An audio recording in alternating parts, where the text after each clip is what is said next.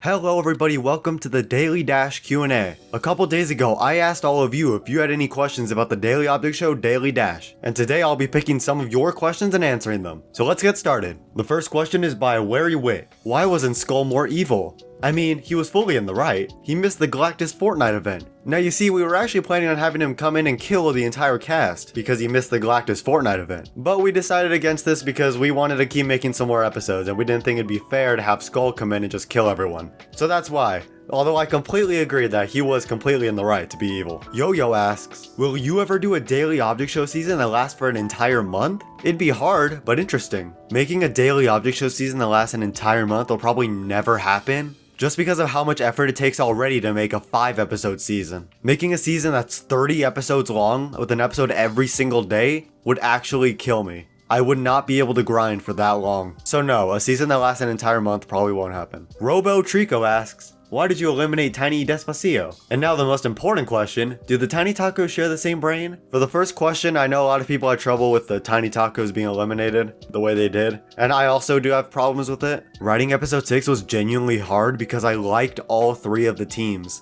but I knew only 2 of them could go on to the finale. At the moment when I was writing the episode, I felt like Wardrobe and Blogger earned it more just because of how much they tried in that challenge. And I also felt that Team Sea Light deserved it because of their win in episode 5. At the end of the day, I thought the team and Sea Light would end up for a more interesting finale, but it really didn't. But you know, it is what it is. And for the second question, do the Tiny Tacos share the same brain? No, they do not. I'm actually going to make a short soon about the Tiny Tacos and, how their lives are. So I can give each of them more of a personality, because the only one we really know about is Box. D-Dev asks, what was the hardest character to voice act in Daily Dash? None of the characters were really hard to voice act per se, but I did have trouble choosing a character's voice, and that was Nori. You might notice it throughout the season, but I couldn't really decide on a final voice for Nori, even as the season kept on going. I don't know, I just never found a perfect voice for Nori. So if there was a hardest character to voice, I'd say it'd be Nori. Cookie Cat asks, what's up with the red sky at the end of Call of Cobalt and Daily Dash? You will find out very soon. For now, just take note of all the characters' souls that are being sucked up. Zotron Z asks, were you proud of how the Daily Dash turned out? And if not, what changes would you make? I'm pretty proud of how Daily Dash turned out. There are a few flaws in it when it comes to animation, but I mean, what else are you gonna expect? The episodes are made in a day, there's gonna be some mistakes. But yeah, I'm pretty proud of it. What's your thought process when coming up with character responses? Asks Stupid Animation. A lot of the characters from the Daily Object Show are recommended characters, but for the characters that I come up with myself, I'm trying to come up with characters that have not been shown in other shows before. Or if they have, I'm trying to put my own spin on them. That's why a lot of the characters in the show have superpowers in a way. I feel like it differentiates them from every other version of that character that's appeared in the show before. So like how Water Bottle can control water, Lava Bucket can control lava, and how Scat has his Dung Destroyer move. Will Dill asks, is OI connected to the Daily Object Show? It's not straight up connected just yet, however it was hinted at in Season 2 Episode 3, The Mindscape, when Cobalt Blue is talking about how the Mindscape works throughout the multiverse. Brown's House asks, every season besides Season 2,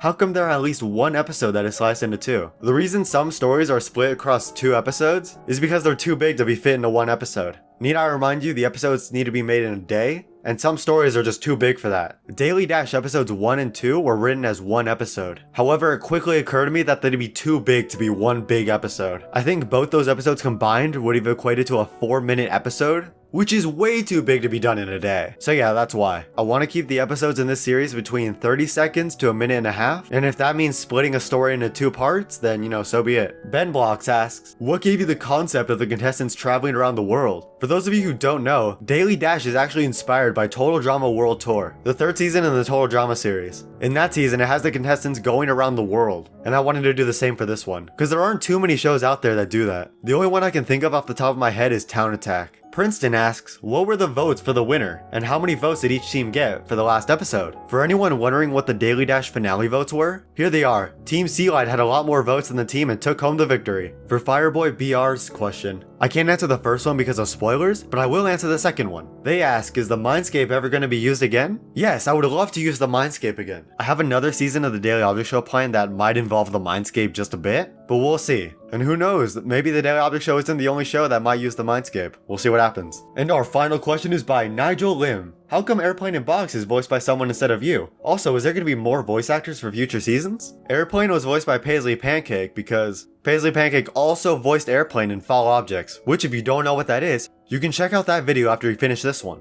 But for Box, I wanted to let my dad voice someone.